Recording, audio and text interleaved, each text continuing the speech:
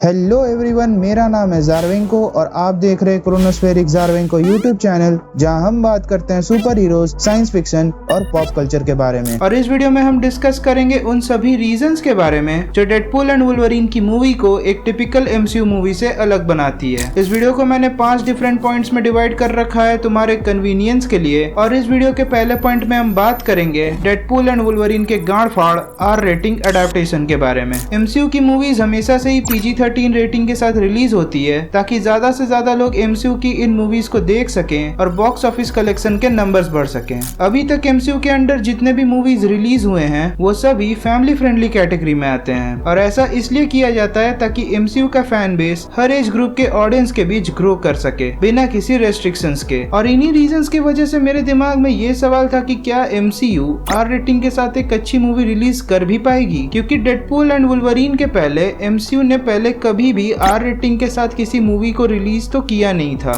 MCU के पास experience जरूर था आर रेटिंग के साथ अच्छे टीवी सीरीज बनाने का, जैसे डेयरडेविल की सीरीज, पनीसर की सीरीज, जेसिका जोन्स की सीरीज, ल्यूक केज की सीरीज, आयरन फिस्ट की सीरीज। लेकिन सबसे बड़ा कैच इन सभी सीरीज में ये है कि इन सभी सीरीज को नेटफ्लिक्स ने प्रोड्यूस किया था, और एमसीयू ने अभी तक अपना खुद का एक ही आर रेटेड शो रिलीज किया था जिसका नाम था एको, और उस सीरीज की आर रेटिंग अडेप्टेशन बहुत ज्यादा घटिया थी। आर रेटिंग छोड़ो, वो पूरी सीरीज ही बिलो एवरेज थी। एंड इवेंचुअली इन्हीं सब रीजंस की वजह से मैं डेडपूल एंड वुल्वरीन के एक्सपीरियंस को लेकर थोड़ा स्केप्टिकल था, क्योंकि हम सभी जानते थे कि डेडपूल एंड वुल्वरीन की ये मूवी एमसीयू की सबसे पहली आर रेटेड मूवी होने वाली है। लेकिन चाहे किसी ने जो भी सोचा हो, ये तो किसी ने भी एक्सपेक्ट नहीं किया होगा कि एमसीयू डेडपूल एंड वुल्वरीन में आर रेटिंग को इतने हार्डकोर लेवल पर एग्जीक्यूट करेगा। मतलब मैंने ये सोचा था कि इस मूवी की आर रेटिंग को एमसीयू अपने हिसाब से टोन डाउन करके दिखाएगा, क्योंकि हमने ऐसा पहले भी होते हुए देखा है डेयरडेविल के साथ, जब उसको ऑफिशियली एमसीयू में री इंट्रोड्यूस किया गया था शी हल्क के टीवी सीरीज के जरिए। पर एमसीयू ने मुझे गलत साबित किया, क्योंकि डेडपूल एंड वुल्वरीन के शुरुआत से ही हमें ये फील हो जाता है कि हम कोई टिपिकल एमसीयू की मूवी तो नहीं देखने आए हैं, क्योंकि ये बिलीव करना मुश्किल था कि एमसीयू डेडपूल एंड वुल्वरीन की आर रेटिंग को इतने अच्छे तरीके से एग्जीक्यूट करेगा और इतने एक्सट्रीम लेवल तक पुश भी करेगा। ये कहना गलत नहीं होगा कि एमसीयू ने डेडपूल एंड वुल्वरीन की मूवी में आर रेटिंग को पूरी तरह से निचोड़कर हम फैंस के सामने परोस दिया। इस मूवी में लिटरली खून की नदियां बहाई गई हैं, और इसके साथ ही हमें एक प्रॉपर ब्रूटल वुल्वरीन भी देखने को मिला है लाइव एक्शन में। डेडपूल को हमने पहले भी इंसेन लेवल का खून खराबा करते हुए देखा है लाइव एक्शन में, जो अब नॉर्मल सा लगता है। मतलब ब्लड वायलेंस के बिना डेडपूल को लाइव एक्शन में इमेजिन करना भी इम्पॉसिबल सा फील होता है। लेकिन जो वुल्वरीन हमें इस पिक्चर में दिखाया गया है वो हम सभी फैंस का सपना था लाइव एक्शन में विटनेस करने का। हाँ, माना लोगन मूवी में भी अच्छा खासा ब्लड वायलेंस दिखाया गया था, लेकिन उसमें ह्यूज जैकमैन का वुल्वरीन बूढ़ा और कमजोर हो चुका था। लेकिन इस मूवी में हमें ह्यूज जैकमैन का पीक वुल्वरीन दिखाया गया है, वो भी कॉमिक एक्यूरेट सूट और कॉमिक एक्यूरेट बोल्ड अवतार में, जो अच्छा खासा गाली गलौज करता है और लड़ाई के दौरान खून खराबा भी। मतलब भाई ने अपने क्लॉज से एक ही स्ट्रोक में सेबर टूथ का सर धड़ से अलग कर दिया था यार। और हमें एज फैंस यही तो चाहिए था, एक कॉमिक एक्यूरेट पीक वुल्वरीन जो ब्लड वायलेंस और गोर लैंग्वेज का खुल के यूज करे लाइव एक्शन में, और उसको प्ले करे the legendary Hugh Jackman. Deadpool and Wolverine को आर रेटिंग मिली है ट्रेमेंडस ब्लड वायलेंस एंड गोर लैंग्वेज के यूज के वजह से। इस मूवी में किसी भी तरह की चुम्मा चाटी और पलंग तोड़ सीन्स नहीं दिखाई गई हैं, जो मेरे हिसाब से एक बहुत सही डिसीजन था, क्योंकि इंडिया का सेंसर बोर्ड बहुत ज्यादा स्ट्रिक्ट है इन सिनेरियोज में। अपने सेंसर बोर्ड ने इस मूवी को ऑलमोस्ट अनसेंसर्ड ही अप्रूव कर दिया था, जहां एक अब्यूजिव वर्ड और लिकर बॉटल्स के ब्रांडिंग को स्लाइटली सेंसर किया गया था। डेडपूल एंड वुल्वरीन की हिंदी डबिंग भी बहुत ही अल्टीमेट लेवल पर कराई गई है, जहां आर रेटिंग का पूरा फायदा उठाया डबिंग आर्टिस्ट ने। एंड एज यूजुअल संकेत मात्रे सर ने डेडपूल के कैरेक्टर के अंदर वो देसी जान फूंक दी जिसके लिए उनको जाना भी जाता है।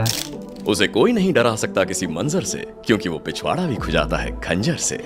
ये तो हो गई पहले पॉइंट की बात एकदम डिटेल में। अब बात कर लेते हैं सेकंड पॉइंट के ऊपर, जो है डेडपूल एंड वुल्वरीन एमसीयू के अंडर रिलीज जरूर हुई है, लेकिन असलियत में ये मूवी फॉक्स के एक्समैन सिनेमैटिक यूनिवर्स का हिस्सा है। Deadpool and Wolverine Marvel cinematic universe के फेज 5 की 4th मूवी है, लेकिन ये मूवी बिल्कुल भी एमसीयू का पार्ट फील नहीं होती। और मैं यहाँ आर रेटिंग की बात नहीं कर रहा। डेडपूल एंड वुल्वरीन एमसीयू के अंडर जरूर रिलीज हुई है, लेकिन ये मूवी एमसीयू से किसी भी तरह की माइन्यूट कनेक्शन एक्शन भी नहीं बनाती। हाँ माना इस मूवी में TVA का बहुत अच्छा खासा रोल है जिसको MCU में ही इंट्रोड्यूस किया गया था लोकी के टीवी सीरीज के जरिए, बट स्टिल ये MCU की मूवी कम और फॉक्स मार्वल फ्रेंचाइज की मूवी ज्यादा फील होती है। मैं ऐसा इसलिए कह रहा हूँ क्योंकि ये मूवी टेक प्लेस करती है डेडपूल 2 के 6 साल बाद, जहाँ अपना वेड विल्सन एक नॉर्मल लाइफ जीने की कोशिश कर रहा है। और इस मूवी का मेन प्लॉट तो चालू ही होता है वुल्वरीन के डेथ की वजह से, जो डायरेक्टली लोगन मूवी से कनेक्टेड है। और इसके साथ ही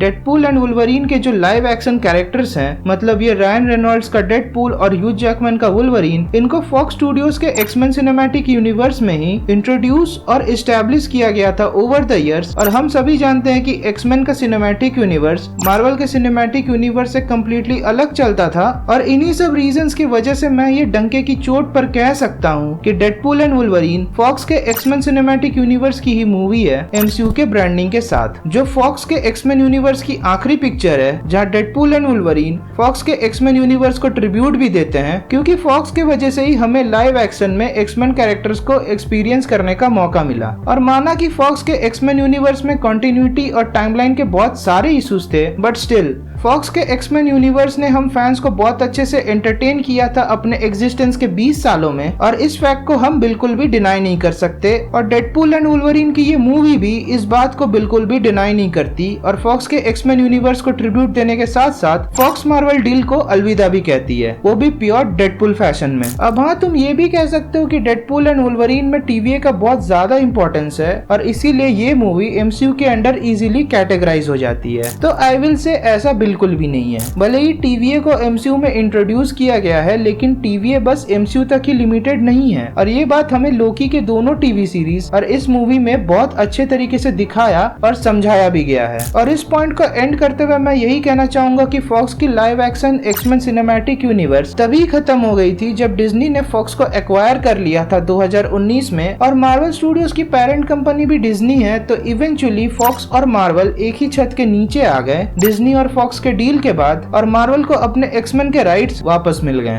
अब इस फॉक्स मार्वल डिज्नी के आपस के कनेक्शन और एक्समैन के राइट्स के ऊपर भी तुम्हें कई सवाल आएंगे, जैसे कि जब 2019 में ही मार्वल के पास एक्समैन के राइट्स वापस आ गए थे, तो मार्वल ने अभी तक मार्वल सिनेमैटिक यूनिवर्स में एक्समैन को प्रॉपर्ली इंट्रोड्यूस क्यों नहीं किया। और ऐसे ही क्वेश्चंस के जवाब मैं तुम्हें एक दूसरी डेडिकेटेड वीडियो में दूंगा, जहां हम डिज्नी, मार्वल और फॉक्स के आपस के कनेक्शन को समझेंगे एक्समैन के राइट्स के पर्सपेक्टिव के जरिए एकदम डिटेल में। और अगर तुम उस वीडियो को मिस नहीं करना चाहते तो इस चैनल को सब्सक्राइब जरूर से कर लेना और घंटा बजाना बिल्कुल भी मत भूलना। ये तो हो गई सेकेंड पॉइंट की बात एकदम डिटेल में। अब आ जाते हैं तीसरे पॉइंट के ऊपर, जो है एक्समैन का मार्वल सिनेमैटिक यूनिवर्स में ऑफिशियल इंट्रोडक्शन होना अभी भी बाकी है। तो मैं अभी तक ये बात क्लियरली बता चुका हूँ कि एक्समैन के राइट्स अब मार्वल के पास ऑफिशियली वापस आ चुके हैं डिज्नी के फॉक्स स्टूडियोज के ओनरशिप के बाद, क्योंकि मार्वल स्टूडियोज की पेरेंट कंपनी भी डिज्नी है। और अब एक्समैन के राइट्स फॉक्स के पास नहीं है, तो फॉक्स का live action X-Men cinematic universe अब ऑफिशियली डेड हो चुका है। और इसलिए डेडपूल एंड वुल्वरीन की मूवी MCU के अंडर रिलीज हुई है, जिसमें MCU ने फॉक्स के लाइव एक्शन एक्समैन यूनिवर्स से ऑलरेडी एस्टैब्लिश रायन रेनॉल्ड्स के डेडपूल और ह्यूज जैकमैन के वुल्वरीन को अपने फ्रेंचाइज के अंडर तो दिखा दिया, बट अपने एक्चुअल मार्वल सिनेमैटिक यूनिवर्स के टाइमलाइन में इन कैरेक्टर्स को इंट्रोड्यूस नहीं किया। डेडपूल एंड वुल्वरीन की मूवी में हमें जो भी दिखाया गया है वो फॉक्स के एस्टैब्लिश्ड एक्समैन सिनेमैटिक यूनिवर्स से कनेक्टेड है, और जितना भी timeline travel Deadpool and Wolverine की मूवी में हमें दिखाया गया है वो TVA के वर्क प्लेस अर्थ 10005 और वॉइड के अराउंड ही मेनली रिवॉल्व करता है। जहाँ इस मूवी के मेन प्लॉट की शुरुआत होती है एक गोल्डन अपॉर्चुनिटी से, जहाँ वेड विल्सन AKA डेडपूल को एक बड़ा मौका मिलता है मार्वल सिनेमैटिक यूनिवर्स के टाइमलाइन में जाने का, जिसको द सेक्रेट टाइमलाइन और शाश्वत समय रेखा भी कहा जाता है, जो अर्थ 616 में एग्जिस्ट करती है। ये अपॉर्चुनिटी डेडपूल को देता है पैराडॉक्स, जो TVA का एक रोग एजेंट था जिसका काम था मल्टीवर्स के टाइमलाइंस की एक्टिविटीज पर नजर रखने का। पैराडॉक्स डेडपूल को सेक्रेट टाइमलाइन को ज्वाइन करने की अपॉर्चुनिटी इसलिए देता है क्योंकि डेडपूल का होम टाइमलाइन जो अर्थ 10005 में एग्जिस्ट करता है वो कोलैप्स हो रहा है, क्योंकि इस टाइमलाइन का एंकर बीइंग जो वुल्वरीन था वो मर चुका है। और ये चीज डायरेक्ट कनेक्शन बनाती है लोगन मूवी के साथ, जहां हमें वुल्वरीन का डेथ दिखाया गया था। हर एक टाइमलाइन का एक एंकर बीइंग होता है जिससे पूरी टाइमलाइन स्टेबल रहती है, लेकिन यहाँ अर्थ 10005 का टाइमलाइन कोलैप्स हो रहा है क्योंकि इस टाइमलाइन का एंकर बीइंग जो वुल्वरीन था वो मर चुका है। और इसी टाइमलाइन में वेड विल्सन का डेडपूल डेडपूल भी एग्जिस्ट करता है और पैराडॉक्स नहीं चाहता था कि डेडपूल जैसा एक स्किल्ड इंडिविजुअल अपने ही टाइमलाइन के बर्बादी में मारा जाए। एंड एज ए रोग टीवी एजेंट पैराडॉक्स के कुछ अलग ही प्लान्स थे डेडपूल को लेकर, जहां पैराडॉक्स उसे लुभाने की कोशिश करता है सेक्रेट टाइमलाइन में जाने का एक सुनहरा मौका देकर। लेकिन अपना डेडपूल इस मौके के ऊपर अपने क्लोज्ड वंस को चुनता है और निकल पड़ता है अपने कोलैप्सिंग टाइमलाइन के मरे हुए वुल्वरीन को एक दूसरे टाइमलाइन के वुल्वरीन से रिप्लेस करने के लिए, जिसके बाद की कहानी मैं नहीं बताऊंगा। मैंने ये सभी बातें तुम्हें इसलिए बताई ताकि मैं तुम्हें ये बात अच्छे से समझा सकूं कि डेडपूल एंड वुल्वरीन की मूवी से एमसीयू में एक्समैन का ऑफिशियल इंट्रोडक्शन नहीं हुआ है। जो भी कुछ हमें इस मूवी में दिखाया गया है उसमें मार्वल सिनेमैटिक यूनिवर्स के सेक्रेट टाइमलाइन का थोड़ा सा भी इन्वॉल्वमेंट नहीं है, अदर देन द फैक्ट कि पैराडॉक्स ने डेडपूल को एमसीयू के सेक्रेट टाइमलाइन में जाने की एक गोल्डन अपॉर्चुनिटी दी थी, जिसके ऊपर डेडपूल ने अपने क्लोज वंस को रखा। एमसीयू के ऑफिशियल अर्थ 616 वाले टाइमलाइन में एक्समैन का ऑफिशियल इंट्रोडक्शन होना अभी भी बाकी है। भले ही डेडपूल एंड वुल्वरीन की मूवी एमसीयू का एक पार्ट है, लेकिन इसका मतलब ये नहीं कि डेडपूल एंड वुल्वरीन के live action characters Marvel cinematic universe के ऑफिशियल टाइमलाइन का हिस्सा बन जाते हैं। डेडपूल एंड वुल्वरीन की मूवी एमसीयू के अंडर इसलिए रिलीज हुई क्योंकि एक्समैन के राइट्स अब ऑफिशियली मार्वल के पास वापस आ चुके हैं फॉक्स स्टूडियोज के लॉन्ग टर्म एक्विजिशन से। और अगर तुम ये सोच रहे थे कि डेडपूल एंड वुल्वरीन की मूवी से एमसीयू में एक्समैन का ऑफिशियल इंट्रोडक्शन हो चुका है तो तुम बिल्कुल गलत थे। जो भी कहानी हमें इस एमसीयू के under release Deadpool and Wolverine movie में दिखाई गई है वो फॉक्स के सिनेमैटिक यूनिवर्स के स्टोरी लाइन का ही कंटिन्यूएशन है, जहां ये मूवी फॉक्स के लाइव एक्शन एक्समैन यूनिवर्स को ट्रिब्यूट देती है और एक इमोशनल फेयरवेल भी देती है फॉक्स मार्वल डील को। ये तो हो गई थर्ड पॉइंट की बात एकदम डिटेल में। अब चलते हैं फोर्थ पॉइंट के ऊपर, जो है डेडपूल एंड वुल्वरीन एक स्टैंड अलोन एमसीयू मूवी है। इस पॉइंट का टाइटल अपने आप में ही सेल्फ एक्सप्लेनेटरी है। डेडपूल एंड वुल्वरीन की मूवी हमें वही देती है जो इस मूवी के टाइटल में है। इस मूवी में हमें डेडपूल एंड वुल्वरीन के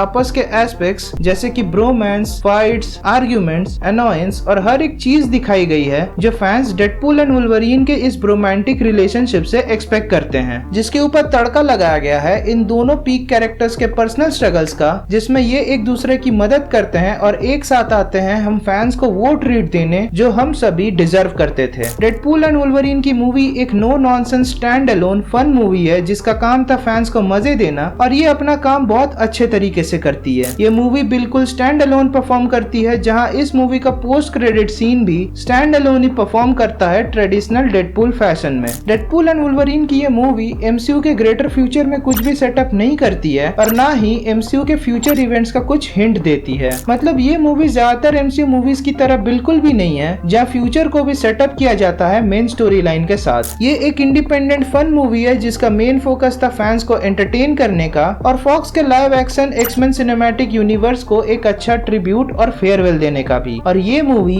ऐसा करने में पूरी तरह से सक्सेसफुल भी होती है। लेकिन इसका मतलब ये नहीं कि डेडपूल एंड वुल्वरीन की मूवी एमसीयू के फ्यूचर के बारे में कुछ भी सेटअप नहीं करती है, और यही है अपने फिफ्थ पॉइंट का टाइटल। ये फिफ्थ पॉइंट इस वीडियो का आखिरी पॉइंट है जहां हम जानेंगे कि कैसे Deadpool and Wolverine completely stand alone perform करने के बावजूद एमसीयू के फ्यूचर के एक बहुत ही अच्छे एस्पेक्ट को सेटअप करती है, जो है प्रायोरिटाइजिंग फैंस। एमसीयू ने जिस हिसाब से डेडपूल एंड वुल्वरीन की मूवी को पुल ऑफ किया है फैंस के एंगेजमेंट को प्रायोरिटी में रखकर, वो बहुत ही अनयूजुअल सी फील होती है, क्योंकि पिछले 2-3 सालों में हमने देखा है कि एमसीयू कैसे अपने ऑडियंस के ऊपर बिल्कुल ध्यान नहीं दे रहा था और अपने मन मर्जी के हिसाब से प्रोजेक्ट्स डेवलप कर रहा था, जिससे इवेंचुअली एमसीयू की जो तगड़ी फैन फॉलोइंग थी वो कुछ हद तक घट सी गई थी। बट डेडपूल एंड वुल्वरीन के रिलीज के बाद ये तो समझना बिल्कुल आसान हो गया है कि एमसीयू अपने गलतियों से सीख रहा है, फैंस के फीडबैक पर ध्यान दे रहा है और अपने ऑडियंस को बहुत अच्छे से केटर भी करने की कोशिश कर रहा है। डेडपूल एंड वुल्वरीन के ट्रेमेंडस are rating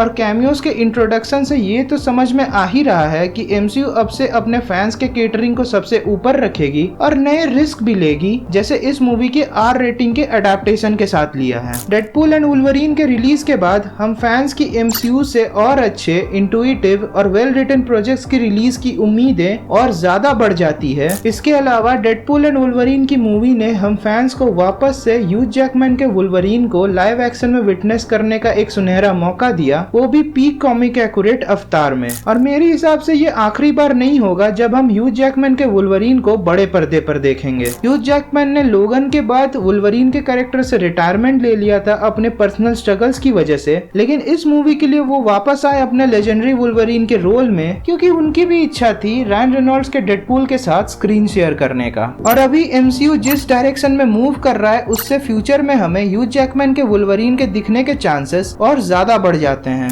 and I do think MCU को अब पता है कि उन्हें कब, क्या और कैसे प्रोजेक्ट्स निकालने हैं। मतलब डेडपूल एंड वुल्वरीन की मूवी एमसीयू की तरफ से एक लौती पिक्चर है थिएटर्स में रिलीज होने वाली इस साल 2024 में। सो एमसीयू को भरोसा था डेडपूल एंड वुल्वरीन की सक्सेस के ऊपर, और अभी तो डेडपूल एंड वुल्वरीन वर्ल्ड की highest grossing R rated film बन चुकी है 2019 के जोकर को पीछे छोड़कर। तो इन सभी के साथ ये समझना बहुत आसान है कि एमसीयू अब काफी प्लानिंग के साथ अपने प्रोजेक्ट्स को रिलीज करेगी फ्यूचर में, क्योंकि इतने बड़े अचीवमेंट के बाद एमसीयू बिल्कुल भी नहीं चाहेगा कि उसे किसी भी तरह का डाउनफॉल वापस से फेस करना पड़े। तो हम इस वीडियो को यहीं पर रैप अप करेंगे। अगर तुम्हें यह वीडियो पसंद आई तो लाइक करो, शेयर करो और कमेंट करो कि तुम्हें यह वीडियो कैसी लगी। और अगर मैंने कोई इंपॉर्टेंट चीज मिस कर दी हो तो तुम उसके बारे में भी मुझे कमेंट करके बता सकते हो। और हाँ, इस बात की भी हाई पॉसिबिलिटी है कि तुम्हें मैं कई जगहों पर रिपीटेटिव लगाऊंगा इस वीडियो में, तो मुझे डेडपूल का एक हार्डकोर फैन समझकर माफ कर देना यार। तुम्हें शायद ये चीज अनोइंग लगी होगी, बट मैं बस यही चाहता था कि मैं अपने पॉइंट्स तुम्हें अच्छे से एक्सप्लेन कर सकूं। और अगर तुम्हें ऐसे ही टॉपिक्स के ऊपर और वीडियोस देखने हैं तो इस यूट्यूब चैनल को सब्सक्राइब जरूर से कर लेना और घंटा बजाना बिल्कुल भी मत भूलना। मैं तुम्हें फिर से मिलूंगा इसी चैनल पर किसी और टॉपिक पर बात करते हुए, और तब तक के लिए खुश रहो, आबाद रहो और मचाते रहो।